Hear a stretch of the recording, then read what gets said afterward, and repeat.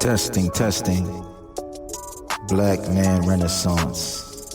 This is Black Man Renaissance.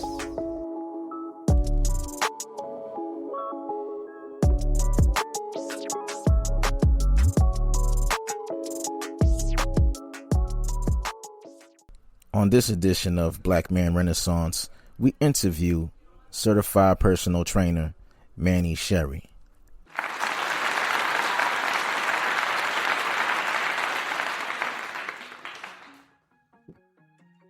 So what's going on, man? Nothing much. How you doing? Happy snow day, man. How are you? Oh man, it was terrible this morning.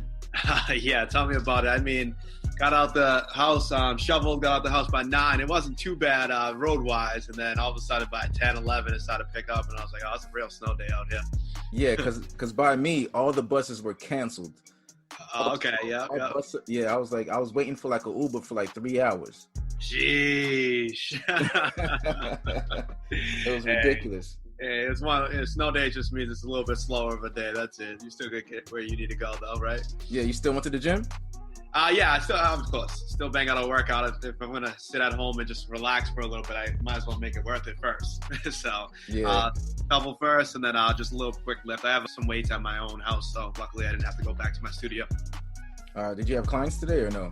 No, luckily we was able to catch it ahead of time, so we moved that way.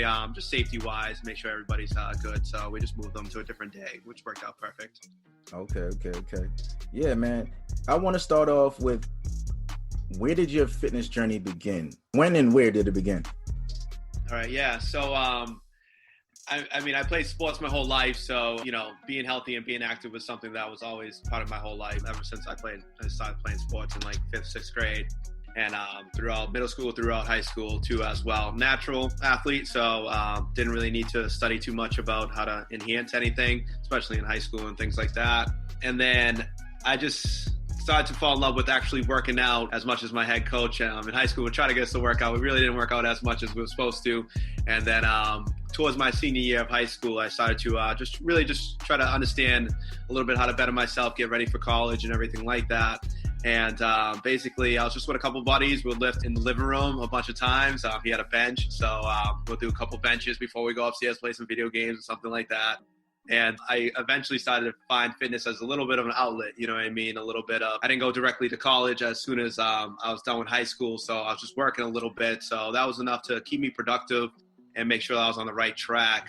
So what ended up speeding up the process of that is I ended up going to school and knowing that I wanted to become a personal trainer and knowing that I want to help out people was something that I really was really interested in doing so. So luckily, some of the people that I played high school football with guided me in the right track of the major I would like to take, the concentration I would like to take, and the certifications I would like to get throughout that time period of study. And I went to Bridgewater State University, did that for 4 to 5 years.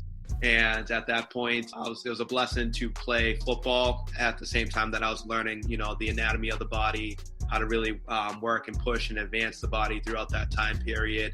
And I really fell in love with fitness at that point, being a college athlete, having the weight room as something that's necessary in the sport that I was playing, and seeing, once again, from what the book tells us to do to actually applying it to myself and seeing it work, So big into health, big into fitness. And to fast forward the time a little bit, as soon as I was in my senior year of college, I took on an internship at the YMCA.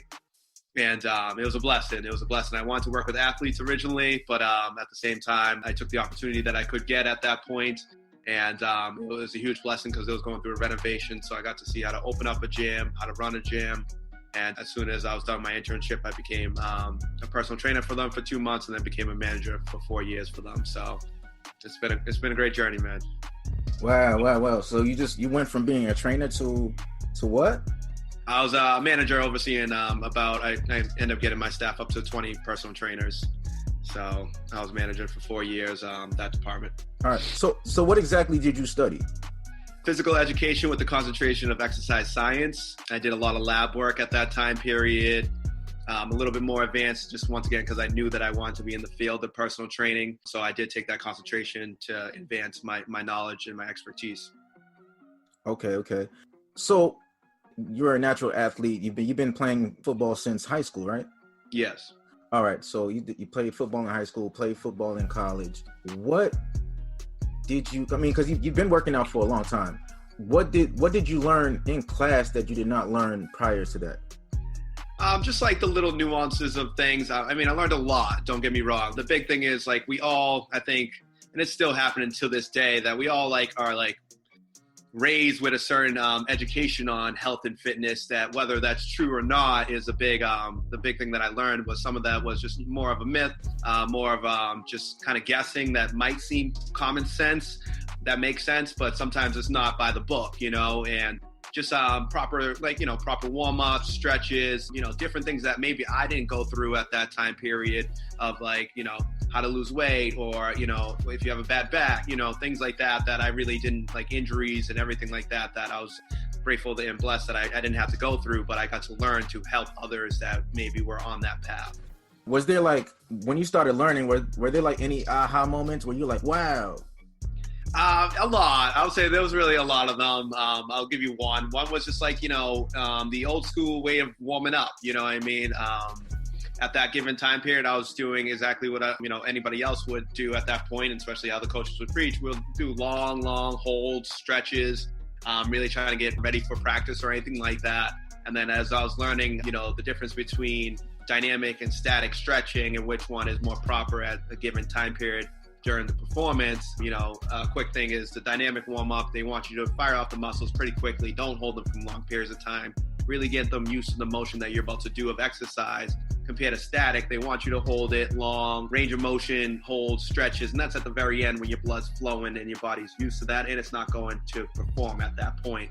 So we was doing kind of the back end of everything. We was doing more static stretches. So when I changed it to dynamic stretches and try to fire off everything very quickly and not try to hold it for too long, I felt better in my performance right away, So just something like that once again, we might have took as our own common knowledge that we thought that was correct, Yeah.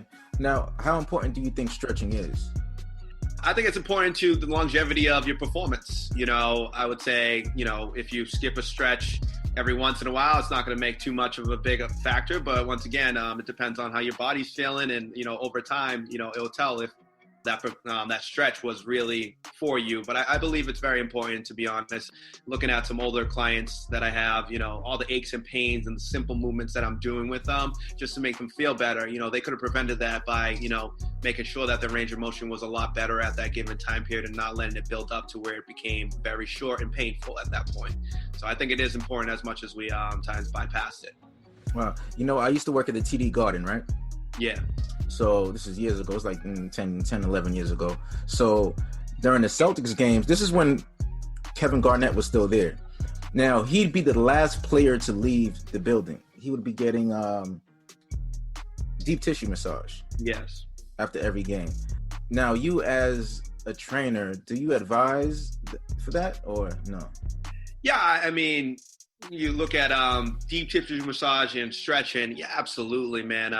They're two of things of great recoveries right there. Deep tissue massage, especially for performance base of athletes, huge. The thing is, athletes do stretch a decent amount once again with the warm-ups, the cadence, sometimes cooling down too as well. But the deep tissue massage is breaking up a lot of just, dead tissue that, especially high impact sports, that you just build up all that dead tissue. I remember my coach one time just having us break up the balls of our feet and right after our two-a-days and everything like that, and how great our body would feel the next day and how much we really could feel every little muscle on our foot to perform off of. So I think it's very important. There's plenty of tools out there right now too as well. The traditional one is a foam roller. Sometimes people use a lacrosse ball, tennis ball. And right now I use a lot of the Hypervolt machine, the Theragun machine, just to break up a couple of tissues. That way people are stretching and then also breaking up the tissue too as well. But I think it's huge for recovery both ways.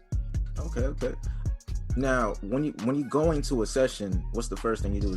When I go into a session, it's warming up, getting the blood flowing, and it's really compensating at that point. That's huge for me right there, is really just seeing how the body's feeling for that day, really seeing how the performance that we did, the last session, how did that react to the body as much as I check up on them through texts and calls, one-on-one, so then they can kind of point out any areas that are, maybe a little bit more tight now, or maybe really firing off the way it needs to. But the first thing we usually do is just warm up, get the blood flowing, and then we'll go into some stretches just to get the body loose before we get going. Okay. What are like two of the greatest transformations you've seen? I'll say my pride and joy that I had is when I got to the YMCA, they had 3-month weight loss programs. As an athlete, I got challenged when I first was the manager of hosting that the program. That I remember one of the members that was a part of the program asked me what I knew about anything about weight loss, because it looks like I haven't ever had to lose weight in my life. Very true. And I told her that, and I told her that my knowledge and my experience and my leadership will display it all. And I took that on as a challenge. And my biggest accomplishment that I have had is huge weight loss success. I have a guy and a girl that lost 100 pounds underneath me. The girl took the girl took a year and a half to get to. The guy took 9 months to get there. I have 6 other people lose 60 pounds. A lot of people, bunch of people losing 20 pounds, 15. And then strength-wise, my biggest one was I had a 65-year-old woman that I trained into getting her ready for a Spartan race and to do Olympic lifting. So it was something that teaching someone from scratch how to perform one of the more complex strength training exercises and one of the more complex, activity of races, to be honest. And at that given age, trying to just tell her that, age is just a number. It's how much work you could put into it is where you're going to be. What's the safest way to lose weight, or what's the proper increments of weight you should be losing? Everybody's different, when it comes down to what's the safest way. The safest way is to do it correctly in a way that, you don't want to shortcut or starve your body or anything like that. So really educating yourself a lot about nutrition, understanding, what your nutrition looks like currently and how you could transform that. And patience, being very, very big, patient on what you're doing. Rely on someone like a professional like myself to guide you physically on the performance exercises that you'll be doing, which I tend to use a little bit more of the strength training aspect of it. Nothing heavy weights, but using the muscles to be able to perform some of that calorie burning at that given time period. So then we are tightening up the body as we are transforming it to lose some weight at that same time period. But the biggest thing would be nutrition is huge. If you ever want to lose some weight, you have to know what are you putting into your body and what is that doing? Is that causing inflammation? And where are we with everything on that scale too, as well as performance of exercise too. All right. So when it comes to nutrition and diet, pretty sure that you're very health conscious about what you put in your body. But growing up in the household, and between then and now, what are the biggest changes in diet? In my household? Yeah, well, you grew up with your parents, they fed you a certain type of way, and now, you feed yourself. What's the difference? Yeah, I mean, just being more knowledgeable about it. I tell my clients all the time, it's catch-22 of the circumstances. Like, I love that I know a lot of stuff, but, food's not food to me anymore. I'm really looking at the item that I eat and what can it do for my body, beneficial-wise or not. But I'd say the change in the household is, I grew up in a Puerto Rican household, so we would eat, a lot of rice and beans, a lot of fried food, and, my family loved baked goods, so cuchi frito. What do you say? Cuchi frito. Yes, everything tastes good with that. Yeah. But so they'll bake a bunch of goods all the time, cookies, cakes, whatever, and they'll drink soda. So I think the number one change that I had directly, even when I was in that household, is I didn't really drink soda. I transformed straight to water. Baked goods, something I'll sometimes take on, sometimes I won't, and I would exercise to make up the difference. And I'll try to eat a little bit more clean, grilled things, baked things instead of fried at that point. Is a real big difference. Currently, right now, living on my own, it's really the biggest difference is not buying the items that, are not good for me in the household, so I don't have access to them. When you live in someone else's house, you can't really dictate what's actually in the cabinets as much. Right. So do you eat rice or no rice at all? I have rice. I live by rice. I have done a great transformation of my own body. I did a year worth of a healthy eating, conscious eating at that time period, and rice was one of my main sources of food. So I still have the rice, nothing wrong with the rice at all, even if I do put the sofrito in it or anything like that, it's nothing wrong with that. It gives me enough energy to perform my exercises, and it's clean enough to process through. Okay. Now, when you have the rice, do you have it with like beans, or do you have to have fiber with it, or? Yeah, I tend to put some fiber. I mean, fiber is lovely if you can really get enough fiber in your nutrition cycle. I think it's the number one beneficial thing that you could do. That way we're really flushing out the toxins that we have. But yeah, I put in some beans. Sometimes I do, sometimes I don't, but whatever really tastes good. I always preach to everybody is, the biggest thing about eating or being healthy is being able to do it for a long period of time of consistency. So please make the food taste good, because the content of the food will, if it doesn't taste good, then you won't want to keep on eating it, and then you'll get a different content of the food that just obviously tastes good but not good for you, Right. Well, you just grab some water? No, I'm just boiling up some broccoli right now. So, So broccoli with what?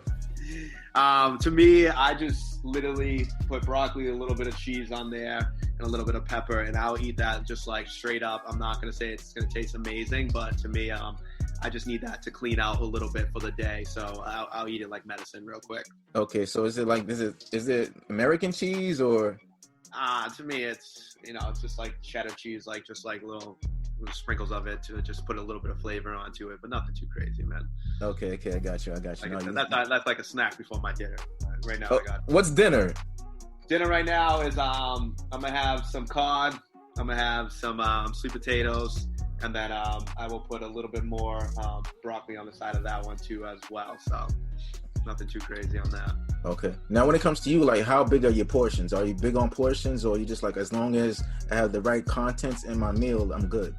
Yeah, it's really more of, as long as I have the right content in my meal, I'm pretty much good. I don't want myself to ever, even when I went on that year's worth of just being more health conscious of my food, I never tracked anything. I never took measurements on anything. I eat a large amount for sure, but I know it's all clean, and I know that I'm willing to use the energy if I need to, if it's too much at that point. So I eat pretty big, but I trickle down when it comes down to later meals. Okay. So what's the biggest meal of the day is what, breakfast? Lunch. Okay. Yeah. Why is that instead of breakfast? So breakfast is just hard to get to. I'm getting up in the morning. I'm getting ready for my day. I really don't block off too much time to have a large breakfast at that point. So I just have whatever I could have, whether it's, a protein shake, some oatmeal, whatever is really convenient for me to do it on the go. I'll eat some snacks in between to make up the difference. And then lunch is where I really settle and really hone in on a big lunch. And the reason why for lunch is because I'm a little bit more busy, just like everybody else, after, lunchtime. So if I wasn't able to get any more nutrients in at that given time period, at least lunch could hold me over until my next meal, as opposed to breakfast. I could afford to, at least fit in a quick snack or something like that. Is there a certain time frame that we should be eating in after we wake up? No, the biggest thing that I always preach to everybody, and it depends on what your goal is too as well, but the biggest thing is, depending on your goal, if you're really trying to bulk up or lose weight, if you're aware of the amount of calories you're taking in or the amount of nutrients that you need to take in by the end of the day, it's obviously a little bit better to try to, start earlier, so then you have time to be able to take in the nutrients that you need. And some people, like to clean out in the morning. So I preach that too as well. You could clean out. You could just drink water, and you can let your body flush out. Or you could get your metabolism going right away by having a meal, So it depends on what your goal is and what you really want to shoot for. But time is not much. It depends on your structure of your life, Now what about like people who are like diabetic? What would you suggest? They know what they need to do in the context of, they can't have their blood sugars too low. And so they will need to make sure that they check their blood regularly, as they know, and adjust accordingly at that point too as well. But, those are, more than often they're having more snacks to bring up their blood levels, their blood sugar levels and everything like that to make sure that they're good too. But it all depends on, what they had the night before, how low are they in the tank and everything like that to see whether they need to eat it right away in the morning. But for the most part, they probably need to get some type of nutrients in the morning. Okay. Yeah, because I'm not sure. So I was thinking that they have to get something in like ASAP as soon as they get up. It depends. It really does. I would say preferably yes. That way, they could regulate their own level of blood sugar too as well. But, the big thing about them is their insulin levels. They got to be really honed in on, where the highs and lows of their insulin levels are. And that's a big thing about diabetics. And they tend to find a good structure, whether it's like a quick snack in the morning or anything like that, just to get it going. I asked the trainer this like the other day. How important is it for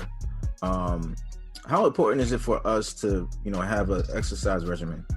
I think it's huge. I think, in a way that the regimen really just kind of centers you throughout the week, kind of makes you feel like things are falling in the right place. And at that given time period, it's easier to perform it when the days that you don't want to perform it, because you have it structured and, in a routine. So you kind of give yourself a little bit more of a push. As just how important is it to exercise? Very important. The more you could get the body flowing, get the endorphins going, that works hand in hand with the mental health that you're going to be experiencing at that point too as well. So I think it's very important to find your own good regimen that you feel comfortable with, and then you can watch that grow and develop and progress. Yeah, I was going to say that because I saw a few of your Facebook posts. I'm like, yo, you're a very positive guy, man. You're respected, man. Thank you. Yeah, something I have definitely spent the time to make sure I become, you know what I mean? And in a way that I know that I'm doing a little bit more than the average person would be to really to try to be on that other side a lot more often and be that support and leader for other people that I, support or know me as, Mm-hmm. And that's just who I want to be. Okay. No, I think that's very important, man. I mean, because you could be taking care of your body and still not be okay because blood pressure could be high, stress levels. So I think it's very, very important to make sure your mental health is on point. But you feel like having an exercise regimen goes hand in hand, or not goes hand in hand, but it kind of helps towards that? Absolutely. Like I said, the endorphins alone that you'll be receiving will make you feel more uplifted, more bright, and more willing to believe in things, that maybe you don't see or anything like that because you feel good, whether you started your day like that or you ended your day, you release some stress at that point too as well. It's just a great, my question always is to other people, if you're not exercising for the outlet, what is your outlet, and it tends to be, something that's not that much beneficial, but might feel, a little bit more quick, instant outlet of gratification on a different toxic manner. You might as well heal yourself by fitness, Right. For the people who are just like wary of the gym, how do you get them in there? How do you get someone to get comfortable with the notion of going to the gym? In what manner? Due to COVID or just in general? In general. Okay. I think the biggest thing is understanding that, you're going to the gym to better yourself. I think a lot of people prior to, 2020 and COVID and everything like that were hesitant to go to the gym because they're comparing themselves to others, and, you'll obviously see some people in the gym that have been there for years and know exactly what they're doing and, have performed or looked the way that maybe you would like to or somebody would like to. But I would say the best way to get comfortable to go to the gym is to find a buddy, find a support person, find anybody that could really help you understand that this is going to be a process. This is going to be a journey. But, don't give up on yourself and you'll find that you'll get that reward. Like I said, I love my profession. I love what I do because I could hold someone's hand until they can really see what they're doing and how much all the effort of showing up has pushed their life forward in an enhanced way, in a positive way. But I really would say really believe in themselves, take one day at a time, and just give yourself very patience on the journey and keep showing up, and it would only get better as you keep showing up. What do you think about people taking shortcuts? I just saw a clip on Instagram not too long ago of a very popular DJ, male DJ, and he was getting lipo. And I was just like, hey, if you really took the time, you could really lose the weight, the natural way. So what do you think about liposuction and stuff like that? I mean, my biggest thing about it is it doesn't teach you habits. It doesn't change habits. Yeah. So, people that do have lipo, I wish them the best of luck, that they do understand that could be a quick reset button for them in their lives, especially it's probably more of a mental thing than physical, as much as it is physical. But the biggest thing is, you have people that have taken those procedures and they eventually go back to where they just came from because they didn't change any habits. So if anything, it just buys them more time to be able to do exactly what they were doing to bring them back to the same path. But I always believe in, do it right, and do it the healthy way, because we're, as much as we're looking at the, the physical world of everything and how someone really looks after maybe a liposuction or anything like that, how their organs firing off at that point. Right. How's their insides really benefiting from that surgery? And it's probably not that great, because once again, you're shortcutting something that the body's a system, and now, you just took away something that it naturally could revert back to. Right. It's akin to like fixing the outside of the house, but the foundation is all messed up. And yeah, it's a mental thing. Like I said, it's more of trying to keep up with the Joneses or something like that, or not. There's no confidence, self-confidence, or anything like that. So They rather instant gratification, but it's unfortunate. Yeah. What do you say? Because you spoke on this like earlier about people feeling intimidated going to the gym because of how they perceive themselves. They may be real self-conscious. I see it as, you know what, you go into the gym and somebody might go to the gym, right? They might see you working out. They'll be like, damn, I want his body. But I think people do not understand that, you cannot have Manny's body. You can only have the best version of your body. Yes. Right? Yeah, it happens a lot, man. I get it. There's realistic, and then there's inspiration. You could obviously use someone else's journey and path for inspiration, and so we should, but in the factor of what's realistic. And the biggest thing is that gives people unrealistic timelines on things, unrealistic measurements on progress, and it also might be unrealistic to get to where that person is. And I always said, I wish you could honestly click on any human being that you see and see their journey of how they became that person that you see right in front of them, and whether that person naturally just looked like that, or whether that person did their own transformation that took a long time period that started the same way that person that wants to be them is looking like, So, but I think the biggest thing is you could only, as you talked about, is compare yourself to where you started and how far along in the journey are you, because at the end of the day, this is your body and this is where you're, what you're given, and how can you improve where you're starting from is the only thing that anybody should measure. That way you do have patience to fulfill that whole journey. You do have patience when progress is small. You see the reward in those, as opposed to looking at something that took a longer time period to get to, and it doesn't seem like you're ever going to get there with the small progressions that you're making.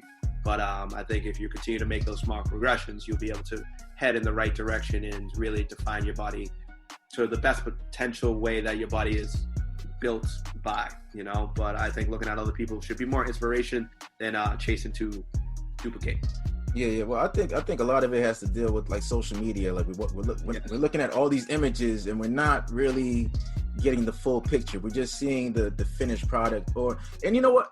I say this a lot. I say social media, someone's social media account is just carefully curated content. Yep. Right? It is. You're never gonna put that, I look like crap on a picture, you know what I mean? Right. That doesn't happen, Yeah. So we talked about social media before, and the article that I was with, the South African article, and a lot, and it just, the biggest thing about it is, that's almost, what their, expertise is to show highlights of life that they have, but they don't show the work that takes to get there. They don't show the journey that got there, and realistically they don't really help you get there either, you know what I mean? They just say do what I do and you might get there, you might not, Right. But social media could be good. You just have to find the right expertise and right knowledge from it and apply it yourself, and once again evaluate your journey and how much you're moving forward on that. But social media could be good or bad, any which way you take it. I mean, yeah, I think you could take it as inspiration. Speaking of inspiration,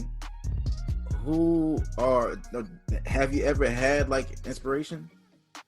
In what factor? As far as maybe a popular influencer, or maybe a popular bodybuilder, where you were like, yeah, you know what, taking certain aspects of this person's physique or this person's fitness regimen. Yeah, I mean, I wouldn't say I have like a pinpoint person for that. My biggest thing is someone's mentality. I'll probably take more than not than their physical aspects of things. But looking at, someone I did before, like, I didn't have abs before, and I looked at some social media people that, had abs the whole time, great abs. And then what I did was I went back in their history and literally like went back to like their first post on their social media just to see, did they transform? You know what I mean? And how long did it take for them to be the guy that I see right there of the, the abs? And then it just mentally pushed me that I could do more. I could perform more, and I could learn more, and, educate myself a little bit more to get that body that I want to as well. But inspirational wise, there's not a pinpoint person. It's really, I focus on more mindset and, strength in that, because I believe if my mind is as strong, as positive as it possibly could be, I will be patient enough to get to where I need to go, and that time will come, so regardless if it's physical, mental, just general life, that's kind of what I lean on a little bit more. But physical wise, yeah, definitely on social media people, that really just get after it and kind of just, preaching the right stuff. Now, back to what I was saying before, where, people get so caught up in seeing somebody else's journey, and, or, they might look at you and say, damn, I want to be like Manny, but you can only be 100% of the best version of yourself. Where do you feel like you are on that journey to being 100% of yourself, at least aesthetically, physically? I would say because I honed in on nutrition a lot more, aesthetically, pretty much good as a natural person could be. I think I could push a little bit more. If I had to give a percentage, I would say maybe 80% of where I could be, in a way that I'm still trying to learn how to, continue to build up muscle mass, but also stay as lean as possible. So, but, that hones into more complex features of, nutrition, and how much more natural could I actually be of that. And, what's the give and take between, the amount of calories I need to eat, the burning factor of it, and everything like that. But I would say like 80%. There's always room to grow aesthetic-wise too as well. But I don't want to be too obsessed with it. Especially once again, I'm grateful for the body that I have, and the knowledge that I have to even get my body to where it is right now. So I want to nitpick too much. But yeah, I'd say like maybe 80% of what I think I could do. Now, this all takes discipline, right? Absolutely. So, as a person being a novice coming into the fitness world and, wanting to, get themselves to the best versions that they can be, what are some ways that they can strengthen their mind and be more disciplined? So I think the first way would just be, just show up. That's probably the first thing is, whenever you think about anything else, you just think, I'm just going to show up regardless if, you're not feeling like it. I mean, if you're not feeling too well at that point, then that's different. But if you're just mentally not feeling like it, just show up. I think no one has ever regretted showing up and actually performing something. I think another way to do it is, just really think about where you currently are today, and are you happy with where you are? And if you're not happy, change is determined by action, so that goes hand in hand with showing up, so if you're not happy where you are, what's the next step to transform that into a better life? So I think discipline comes from believing in yourself, believing that you'll be there, and being patient enough to get there, But I think immediately the first thing that anybody should think of is, I just need to continue to show up and see what happens. And at that point, I believe you'll get to close enough to a spark at that point to make it more of a normal regimen that you don't have to be as motivating to yourself to get there, Right. That also goes back to what you were saying before, just getting that workout buddy just for accountability. Absolutely. Right. Now, do you have workout buddies? I don't. I like to work out by myself a lot. in a way that back in the day I did. It's just hard, maybe you don't lift the same weights, maybe you're taking longer breaks, just switching it out. Maybe someone doesn't feel like it that day, and then all of a sudden it makes you think, should I even perform, that day? So I just I for the most part, I get up at like 4:35 in the morning, and I'll get into, the gym as quick as possible, as early as possible, and bang it out. That way I'm starting my day pretty taking care of myself before I take care of others. And, most people don't want to get up that early and perform all that. And, every once in a while I will do it just because I know some people just, would feel really good if they worked out with me or anything like that. So absolutely, I would perform and exercise with some people, but not often, just because, once again, I treat it as, one of my best self-healing, self-strengthening moments. And I take it very seriously in a way that I don't take the workout seriously. I'm listening to music, dancing around, whatever I got to do. But I take getting it done and making sure that I feel good, and I challenge myself that day seriously. And I just don't want anybody else to dictate that path for me. But I'm more than willing to help anybody get going. So I would absolutely work out with people just to spark up an interest for themselves too as well. Cardio. Yeah. I just started doing. I was never really too big into cardio. Like, I would just do maybe like 5 minutes before my workout. But like 2 weeks ago, I just started doing 2 miles a day, like 3, sometimes 5 days a week. I like it. Yeah. So when you do cardio, would you rather run outside, or do you like the treadmill better? Outside would be better. Okay. That's all. So yeah, with cardio, for somebody trying to get into cardio, what do you suggest they start at? It depends on what's the reason for the cardio. Is it health seeking? Is it just to trim down?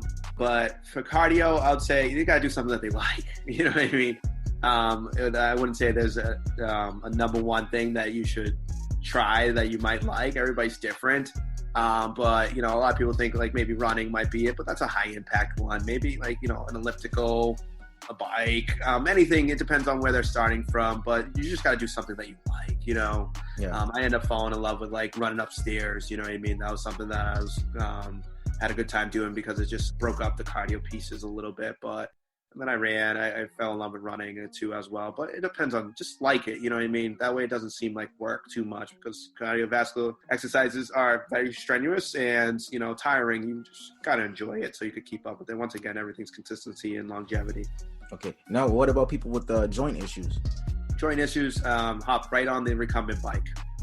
Hop right on that recumbent bike, get the blood flowing, and at that point, start to strengthen up the muscles around you, so then your joints are not as discomfort, but stay away from high impact as much as possible. So once again, just hopping on a recumbent bike and cruising. Swimming would be the absolute best exercise for anybody with joint discomfort. That way you are getting a huge cardiovascular exercise, but you are not damaging or inflaming any of the joints. Okay. Now, what about the guys who are just all about just the weights and there's no cardio? Yeah, what about obviously you feel some type of way about that because the laugh. Yeah, I mean, the thing is, the way I train people is it's a combination of strength and cardio, because as you mentioned that, I mentioned it sometimes and say, hey, if I took some of those guys and say, hey, let's run around the block a couple times and then let's perform some of your strength exercises. No way. There's no way they could, and to me, I believe everybody should be, just like back in the day and, caveman days, you should be combat ready, Right. Because, all that strength, unless you're performing something and you're getting paid to be that strong, I believe you should have a balance between cardiovascular and strength, because once again, if you have to do anything of endurance, of survival, you probably won't be able to do it. So your training's not as important and impactful at that point. Once again, if you could run around the block and then lift the same weights that you're doing, then good, you're in good fitness shape. But if you're just lifting weights and you're getting stronger and stronger, absolutely you can lift something up. But once again, if you need to move somewhere and then lift something, you probably won't be able to do that. And, everything's about survival at that point. And, that's how I think of training is you should be able to do both. Now to the big one, the elephant in the room. Yes. BMI. Yes. I mean, junk, but go ahead. So you don't believe in the BMI? I mean, tell me that, you're going to look at my, my height and my weight and tell me how healthy I am is absolutely ridiculous. Just because you're not factoring any muscle mass that anybody has. You're not factoring in any, of their cardiovascular work that they could perform. So, it's just a very generic scale that, allows doctors to, maybe talk about something that they want to bring up, but in a way that they don't really have to make people feel like they're, lab rats or anything like that. But it's absolutely junk because once again, you could tell myself that I'm obese anytime that I see the doctor, and that's only because of my stature, of my height, and my weight. You know what I mean? Okay. So it doesn't factor in, once again, my fitness level or my muscle mass of the weight. So what's the best way, in your opinion, to gauge somebody's fitness? It'll be some type of, assessment test, in a way that depends on, what they're trying to benefit from, cardiovascular or strength. But I'd say, yeah, it'd be some type of endurance test that someone would want to perform in that factor. And then a strength test at that point, 1 RMs, 3 RMs, wherever their comfort is, just to see where they're starting from. And fitness wise, once again, it depends on what they want to do. But if it's cardiovascular wise, how good can you run? Or can you run? If you're not running, what tires you out? How can we get you to really figure out where their peak is and their threshold currently, so then we could progress and advance them at that point. All right. So now, if you're saying the BMI is junks, then how can we call somebody overweight? You call someone overweight in a factor of their body fat percentage. Okay. So the body fat percentage will tell them everything of overweight, as in your blood, or even your heart rate and everything like that. If your heart rate's, your resting heart rate's pretty high up there, then that means your heart's working harder than it needs to, which means that you're overweight in the capacity that the blood is flowing not as smoothly, and it has to pump through a lot more of the blood vessel, which means that you have more fat around the arteries, Got you. And then you have more fat around the organs too. Exactly. Right. So what's a good body fat percentage to have? Depends on your age and your gender, but if anybody, just a generic, if you look at the charts, normal non-athlete type person, low 20s would be something that someone would want to shoot for. Anybody that gets up to the 30s or higher tends to be more in that health risk area, and anybody lower than the 20s tends to be in pretty good shape at that point. And then it's whatever your preference is at that point. Now, you mentioned heart rate. What's good window? That once again comes down to your type of performance and everything like that. A window of resting or a window of resting beat per second, you know what I mean? Right. So just really kind of honing in on that and just seeing if the body's working higher than that. But also, everybody has history on where their resting heart rate is when they go to the doctors. So is it staying where it needs to be, or is it slowly increasing and you're working a lot harder at that point? But, Is there a window? Like, hey, between 20 and 60 or 60 and 80? I would say, the average is, there is a window, but it's you're never going to be higher than like 90 beats per minute or something like that. But like, 60 to 80, but someone might be low, you know what I mean? Someone might be at 50. So I don't want to just give a number just because, we need a number. But in the average of, a beat per second is pretty average. So if you're doing 60 beats per minute, you know what I mean? That's pretty average of a person that's just, pumping regularly, you know what I mean? Every second you're pumping. But it all depends on, once again, everybody has their track history on where they even started when they were younger to now, and it shouldn't be anything higher than 80 beats per minute or anything like that, Ultimately, that's where I was trying to get to. So it shouldn't be higher than 80. Yeah, I mean, the generic test is like if you're really looking and checking out your pulse and, if it's beating like 2 every second, that just, why is your heart rate up there that high? You know what I mean? So Right. it just tends to be that area of like, yeah, you just want your resting heart rate to be like under 80, you know what I mean? Just a generic number, and then performance wise, obviously you're going to jack it up higher because of that, but Right. you bring it down. The silent killer is like heart attack and stroke. Yeah, and that's that's a lot of it's all what the people are eating most of the time if it's not hereditary, and stress levels if it's not hereditary. Right. So now with people with hereditary issues like that, I thought I was gonna sneeze. But with people with the hereditary issues like that, what should they be paying attention to? They should just regularly be, definitely getting their physical every time, just to really look at, some of the cardiovascular work that they're doing, and just seeing basically where the rhythm of their heart rates are beating at that point too as well. So more cardiac type tests at that point. And, recovery of exercising. They should be exercising to regulate their heart rate. But also the recovery of exercise. Is it staying up there, jacked up there, or is it coming down? I always tell people, you're getting in better shape when you could really bring up your heart rate pretty high up there, and then, quickly bring it back down to normal too as well. So just the generic one, but definitely when it comes down to hereditary heart attacks and everything like that, just definitely going to a physician and looking at, their cardiac scale and everything like that, and making sure their beats are lining up to where they need the rhythm that they need to hit. Right. Pacemakers and things like that. When you say exercise, what comes to your mind? Is it a lot of guys will feel like, hey, I'm going to the gym, I'm exercising by doing these combination exercises, I'm squatting, I'm deadlifting, that's it. Do you count that as exercise? I mean, yeah, absolutely. It's challenging, and the body's moving, the blood's pumping because, heavy weight takes a lot for the muscle to contract that, so it needs the heart rate to pump that way. I'd say exercise is anything that makes you feel good, anything that could keep you on a good scale. Anything that could challenge you would be, an exercise performance. It doesn't need to be an actual type of exercise.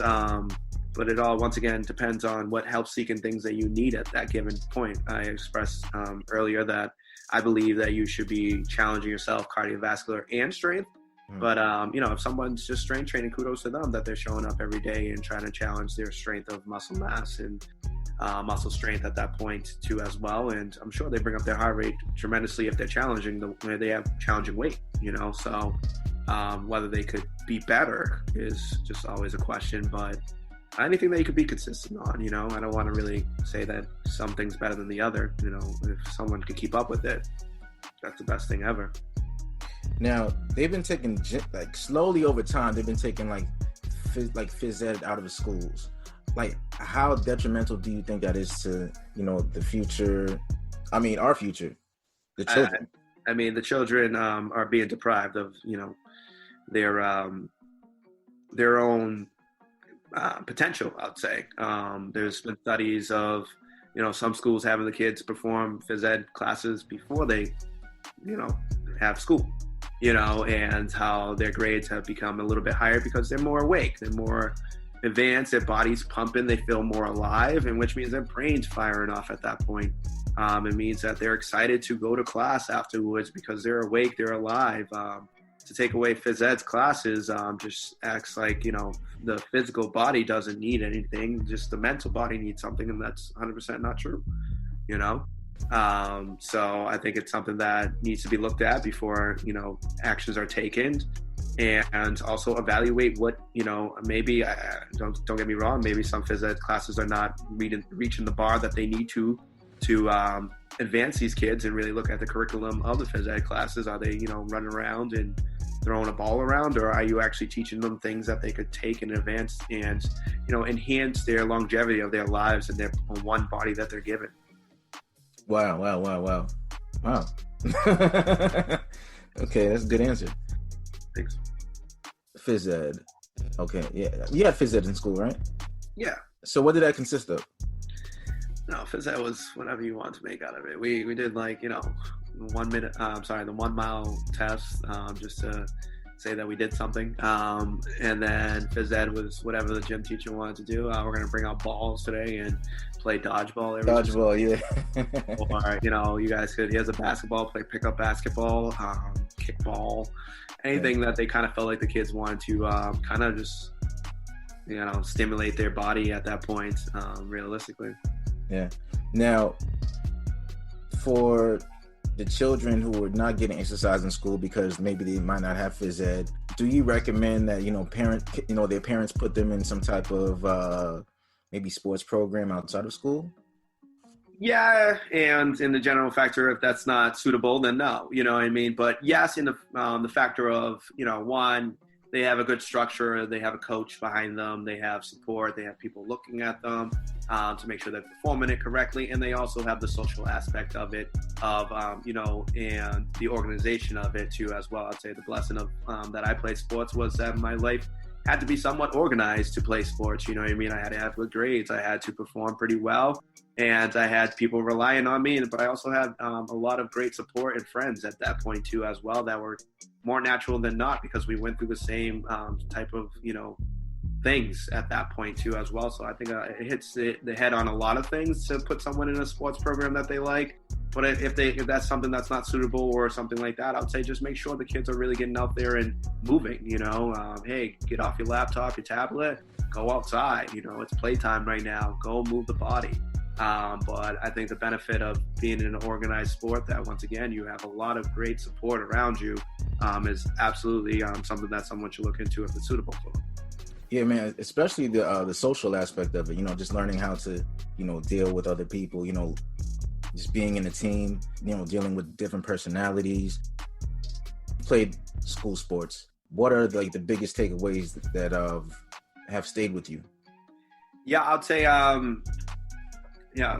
the biggest thing that the takeaways that one, like I said, was the structure that was given to me, the expectation that was given to me, the camaraderie that I had to learn and develop, the adversity that of maybe not feeling like it but have to still perform it, or also the adversity of having to gel with someone that you might never had to in your life because you could just walk away from that person. But if that person's your teammate, how do you really extend the hand for that person right next to you and really act like a brotherhood or a family at that point? And I was able to see a lot of different personalities at that point too as well. So that really took a real advanced movement for me. So then by the time I became a manager, I became, not just a manager, I became a leader in a way that, I think sports taught me how to become a leader for, when I became a junior or senior, how to lead the freshmen into things and be excited to do that.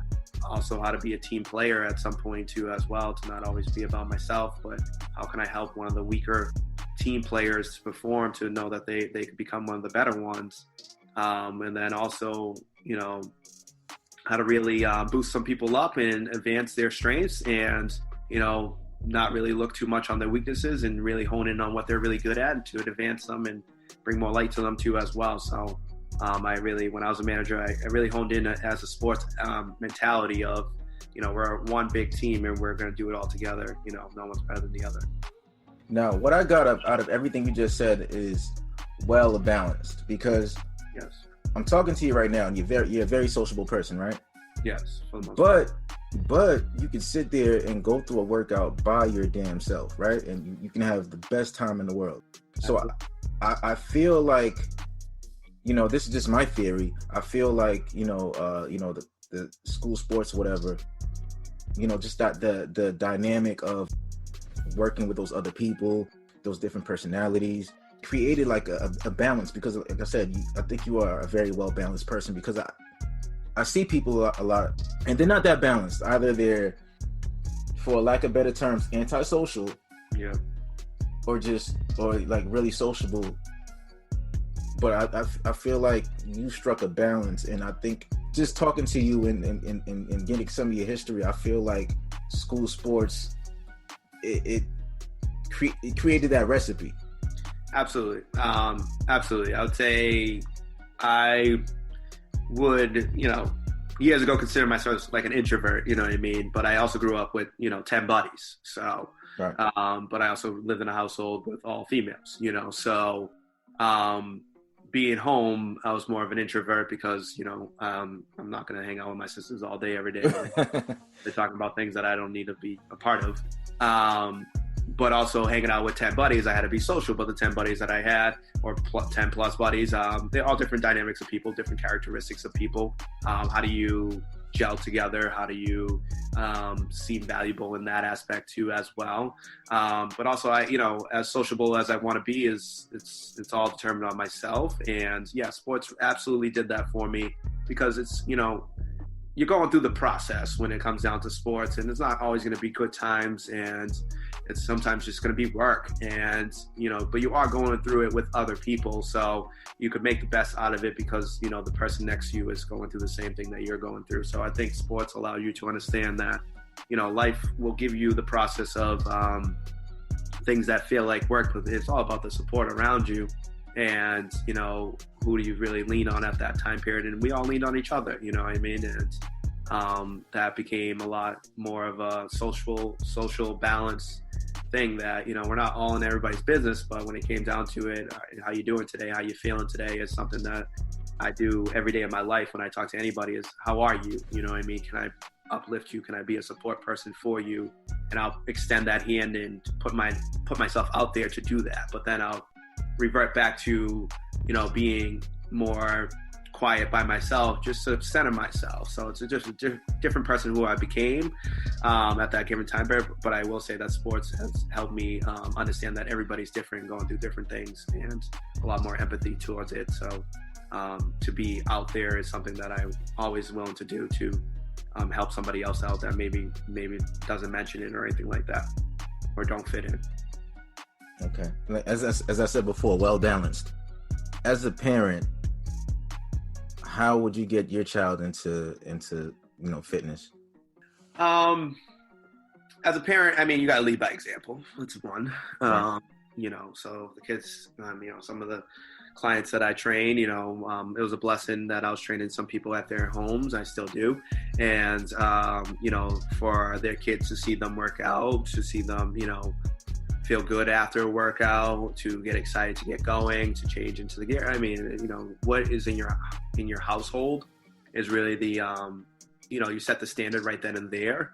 And then after that, just, encouraging them to fall in love with something that they like to do.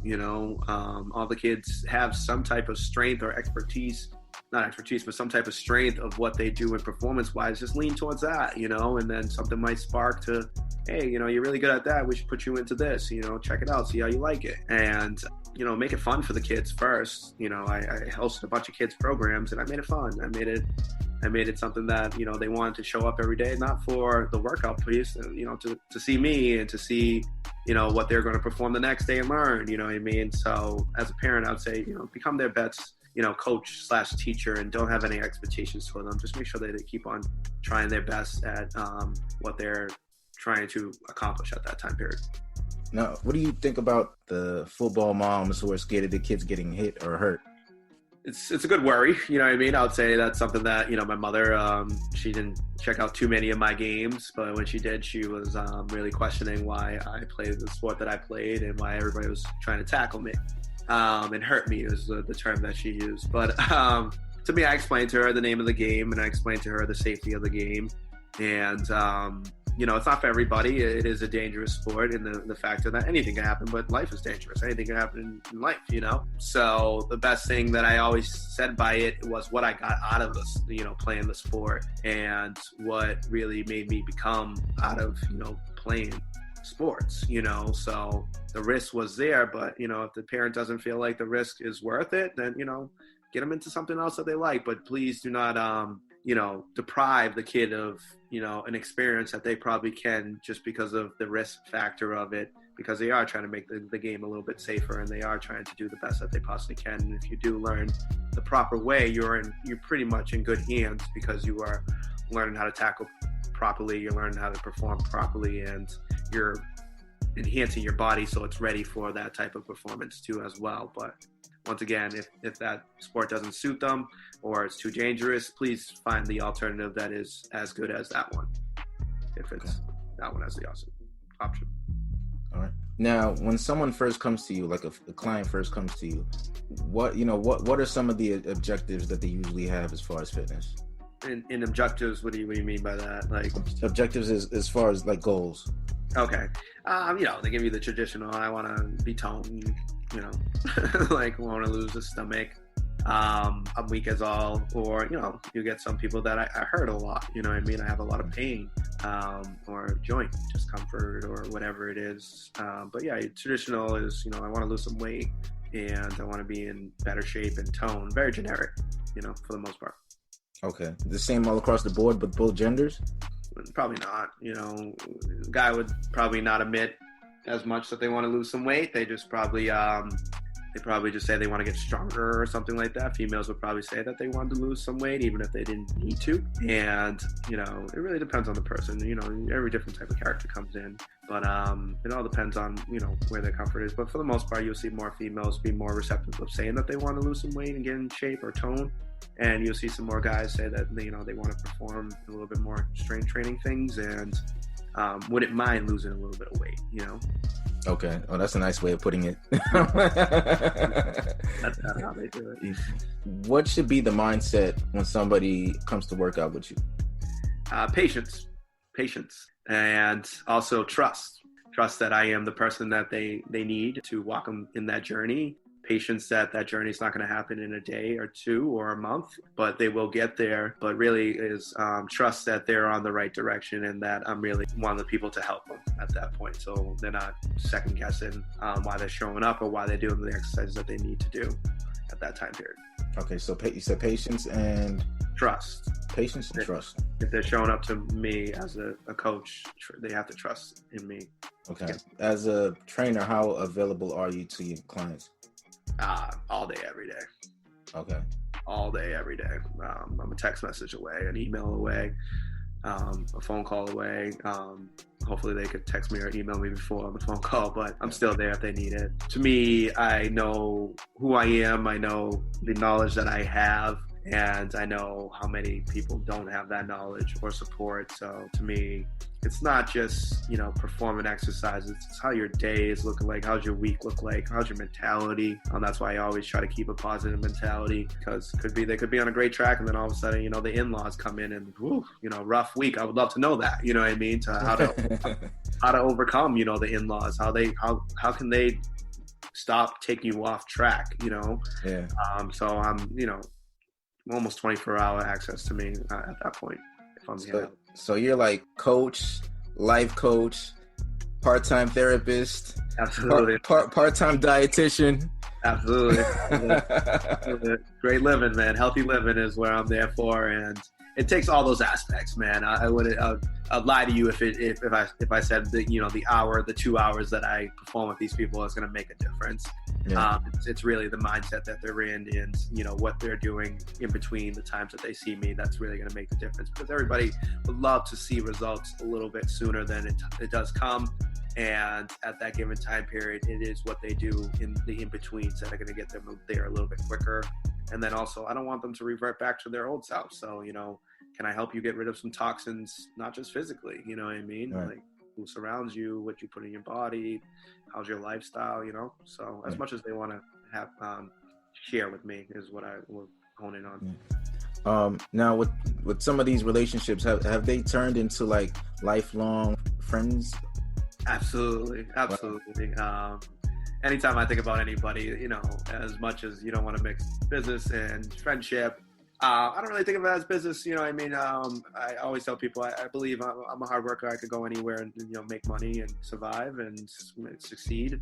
I do this to help people and to see them overcome some stuff, to see them become happy. Like I said, I have a blessing of achieving very, very high accomplishments that took a while in the process, and to get to that final end product and see the smile on someone's face is really what I do it for. And it's just an organic way of doing it. But I mean, money can't give me any more excitement than what those people the thank yous that they give me. And, friendship is something that, I want them to always feel as great as they felt when they were training with me. So I always want to check in, and I always want to support them any which way, just to make sure that, maybe I could say something that, will spark more of that interest, or spark the old that maybe someone that's been around them more recent than not can't do. So I will always, my number would probably never change if it's up to me, that they can always reach out.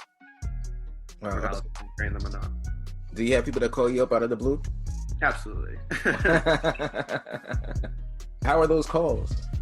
It's great, man. To me, I'm a person that, I'm someone that, I'm more of an out of sight, out of mind person. So maybe if, you're not directly working with me or anything like that, you might not see me as much, but I'm just a phone call away, as I tell anybody of friends, family, or acquaintances. Like, I'm just a phone call away, and I'll, block the time that I possibly can to really sit down and understand what their life is going through. I really have a lot of empathy for a lot of people. So, the phone calls are always great, and it's always good to hear from people and understand the mindset they're in. And sometimes they admit to some stuff. Oh yeah, I've been slacking. I'm just great to hear from you, to know that, like, just hearing my voice maybe sparks that, how their journey was going well. So, because it's a life journey, man. And, as much as I'm here for the result base and the positivity, it's a muscle, and the mind's a muscle, the body's a muscle. And you got to keep working it for your whole life. So, I want to be that person in that corner no matter what, if I need to be. Yeah. Where did you grow up? I grew up in Stone, Massachusetts. Okay.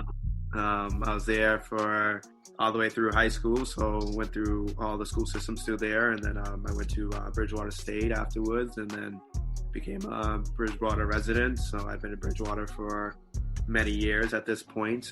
That's where I was managing to as well. And my mother's from Stone, lived in Stone for the last, since I was born, to be honest, and then she just moved like 2 years ago. So we're very known in Stone. So you're like a South Shore guy. South Shore, yep. Families everywhere, but I definitely grew up in the South Shore for sure, and knew a lot of diversity because of that. And I'm grateful to grow up there and see a lot of different things. And my family is from the city too as well, so I know a little dynamic of that too, but it doesn't matter. I just know people, so that's really what matters the most. Okay. Now what do you train out of? So it's funny. The journey's always been moving and in a direction that I have been creating. So I currently train out of my studio now. I have been working on a studio ever since the pandemic happened. So I left I was a manager at the YMCA for, once again, 4 years, and then left to a very high-end gym called Lifetime Fitness. And I was became one of their top trainers very quickly over there, and loved what I was doing over there. And then the pandemic happened. And when the pandemic happened, I had a lot of my clients that I trained in general, just not knowing what they want to do in life. And to me, I didn't know what I wanted to do in my life too, as well. I wanted to go independent maybe a couple years later, to be honest, to really, get the full benefit of being in a different facility and understanding a different organization and structure and everything like that, and really letting myself build up to the great person that I want to be in that building. But, 2020 happened to everybody. And, it's what you want to make out of 2020 is really what's going on. And if you're still healthy and you're still being able to, fight and wake up every day and proceed forward, and then, make the best out of it is what I believe in. And I'm grateful, and God's good, and that I found a beautiful studio, and I have been developing that. And now I have a great studio for people in the wintertime to really continue the process and work towards, some of their goals of health seeking, especially when it's important in this current time period more than ever. What's your goal for your studio as far as what do you want it to be known for? A great, happy, enlightened, prosperous, great vibration place. Uplifting. I want that place to be known as somewhere you go to really, either boost you up when you're already boosted, or boost you up when you're down. You know what I mean? I want that to be some people's safe havens. You know what I mean? Especially in this time period. It's COVID friendly, so you won't see anybody besides myself. So you feel a little bit more at ease to go in there and it's me. So if everybody knows me, that I'm here to make sure that you have a better day today, and every day is a new day. So hopefully I can help spark that. But definitely I want that place to be just like anywhere in fitness or any fitness center. You want that place to be somewhere that's like a second home to people that, if home is not as organized or as pleasant, hopefully they could go there and really, for the hour, really block off the noise and feel good about themselves is really what I hope and I pray that place would be. Okay. Now, your social media handles, where can people reach you? So my social media, I have an Instagram, I have Facebook. I was on Instagram a lot, but then because of getting ready for the studio and everything like that, I took a little backseat from it, but I'll go back to it. But it's Manny.Chery, MANNY.CHERY. And at that given time period, I used to post a bunch of combination exercises, things that you probably haven't seen before combined. That makes sense in a scientific way, but also in a way that cohesiveness of it. And then I also post some affirmations on Mondays right now, just to really get people going for the week. And then my Facebook is where you do see more of the affirmations, and that's just Manny Chery, same thing, MANNYCHERY. And that's something more personal. More people that I personally know really follow me on that one, but more than anybody's welcome to follow me on that one and chat. Please just send me a message and tell me that you found me through here, so I could connect with you a little bit more. And then I do have YouTube too as well, and that's something that I will hope to eventually be able to have a lot more home workout videos on too as well. So that way some people, if they're at home a little bit more often than not, they could stay motivated and they could perform exercises with the least amount of equipment, maybe just a set of dumbbells or something like that. And that's just, you can look me up by Manny Chery too as well. So I'm not too hard to find, you know what I mean? Just look up my name and you'll probably find me. Now, what about people who aren't local but would want to work out with you? How could they possibly work something out? Yeah, absolutely. Not local. I mean, I have my social media. I have worked out with people in different countries in a way that, we just find, we talk through message, we find a platform that we could use. And I have motivated people or gave them some tools to, enhance their performance. Or in the general aspect of, I sat down and had a good conversation with, people from different countries. That's how I found this, got the South African article. Great publisher.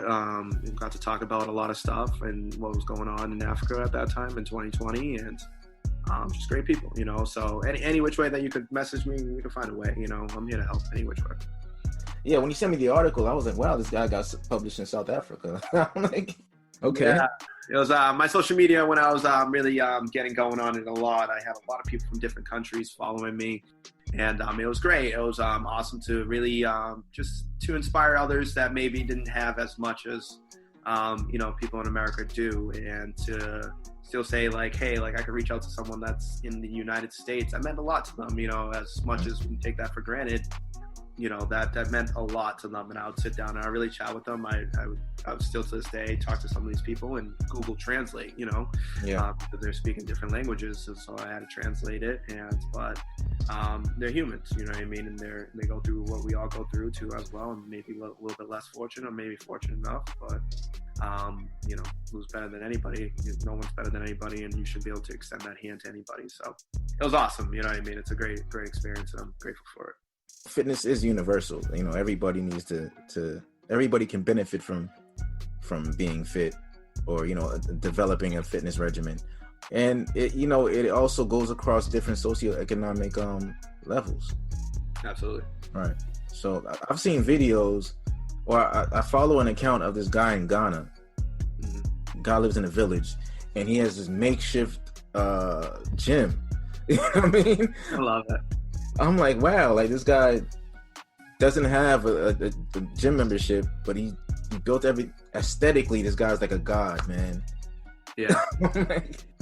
So I love it. You know what I mean? Like, that's life, what do you got for tools, and make the best out of it, Right. I love it. I'm sure that person feels great. I'm sure he inspires many in his community to try to make the best of the situation that's given, Yeah. So that's awesome. That's a beautiful thing, man. I appreciate you hopping on the podcast, man.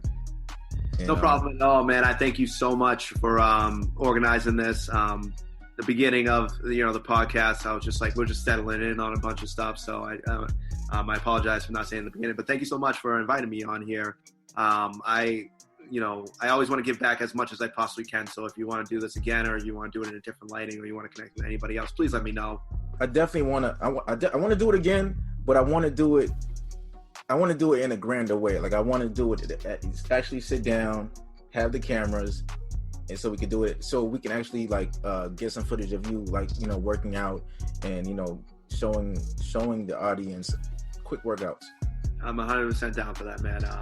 I think knowledge is power, support is power, as you probably hear the theme of what I talk about more than anything. It's a support.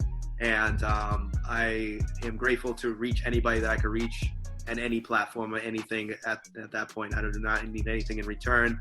But I'm grateful to help your audience. I'm grateful to help you as well, and just spark something for anybody. Even if I spark that for one person, I think it was worth it. So any which way, if you want to do that again, please just let me know the information, and we'll figure it out from there. And I'll definitely be there to help and support for sure. And you can always message me if you need any help with anything, or anybody that could use my help. If you enjoyed the content, please show your support by following, subscribing, and sharing. Much love. Thank you for listening to Black Man Renaissance.